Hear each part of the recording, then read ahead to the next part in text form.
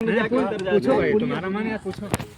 Sir जैसे तैयारी के दौरान जैसे 1-2 अटेम्प्ट हो जाता है, थर्ड अटेम्प्ट मतलब थर्ड फोर्थ अटेम्प्ट हो जाता है, कुछ लोग धैर्य बनाने के लिए गर्लफ्रेंड का सहारा लेते हैं, इसमें क्या आपको भी ज़रूरत पड़ी?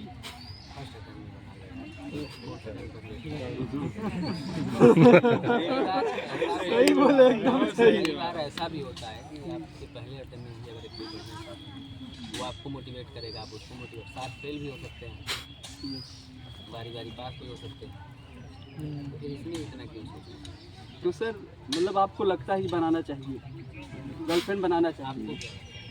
नहीं सर, आप तो पेरेंट है, आपका सिलेक्शन भी हो चुका है, एक सफल व्यक्ति से पूछने पे जो रिस्पांस मिलता है उसकी बात अलग होता है। देखिए, आपको लगता है कि पढ़ाई में पॉजिटिविटी आ रही है, अगर कोई ऐसा सहपाठी है आपके साथ जुड़कर जो आपको तैयारी को बेहतर कर सकता है, कमी को दूर कर सकता है, तो आप बनाइए।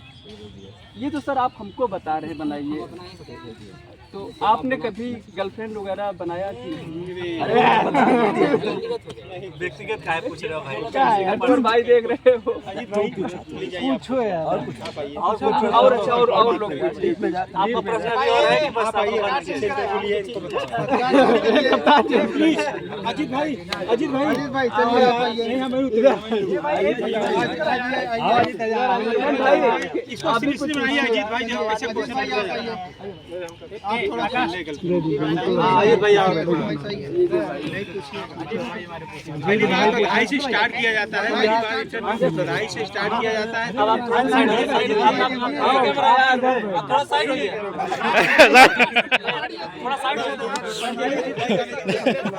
अनुराग भैया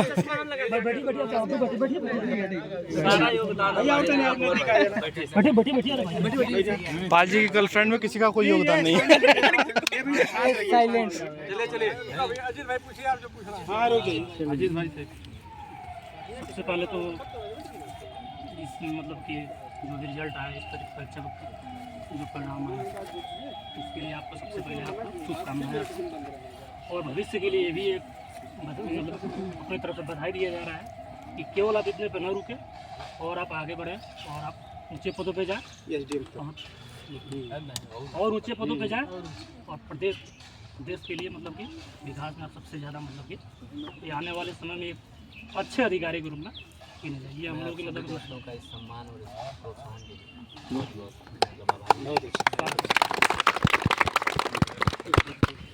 सबसे पहले हम आपसे शुरुआत करते हैं। दौड़ तो आपके साथ मान लीजिए बचपन से लेकर आज तक आप उम्र आपकी 32 से 33 के आसपास जो भी है, इस बीच में आपको काफ़ी बार अप्स आए होंगे, लाइफ में डाउन्स आए होंगे।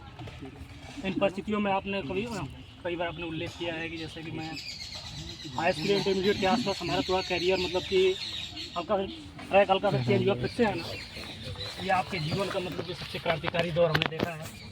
3-4 साल पहले साइड ट्रैक से हटे, फिर आप आए और इस तरह से आपने मतलब एक SDM का मतलब किसी से निकाला। तो वाकई आपके अलावा हम समझते हैं बहुत कम लोग करेंगे, क्योंकि जो एक बार ट्रैक से हट जाते हैं फिर से दोबारा वो लोग लौटते नहीं। तो हम आपसे ये पूछना चाहते हैं कि लौटने के बाद मतलब कि अब ट्रैक से हटे फिर लौटने, क्या आपको ऐसा नहीं लगा कि हमें तैयारी आगे बढ़ानी चाहिए या पीछे मतलब रोक देनी चाहिए? मुद्दा वाला उतार चढ़ाव लगा रहा है।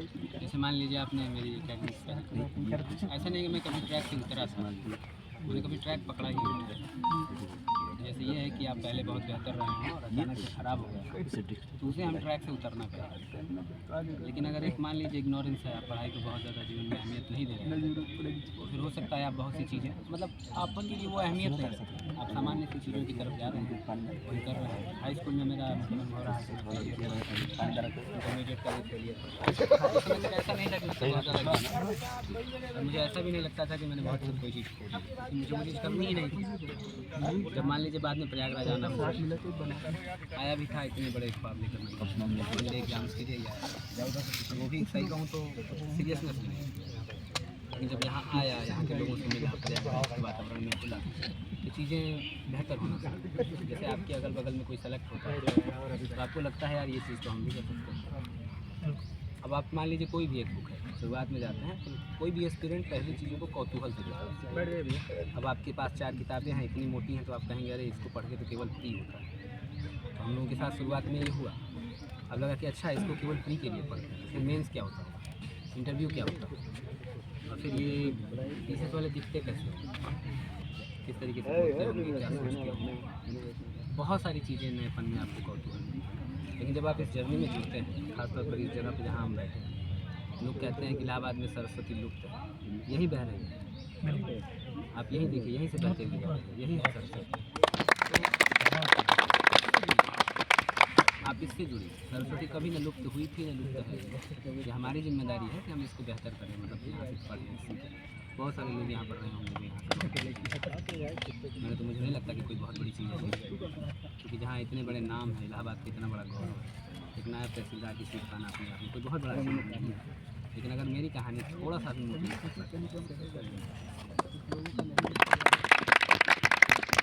उन्हें लगता है सोशल मीडिया के दौर में भी आप या सोशल मीडिया सब कट ऑफ करके मतलब पढ़ाई किए पूरे इस देश में, या फिर कुछ सोशल मीडिया का भी सहारा लिया हो और उसके बाद से मतलब तब हम आगे बढ़ने के लिए सोचे, इन दोनों रास्तों में से कौन सा रास्ता आपने अपनाया? देखिए, सोशल मीडिया आपको जोड़ता है चीज़ों से। अगर आप इसको जोड़ के कुछ सकारात्मक सीख पाते हैं तो ये बेहतर है।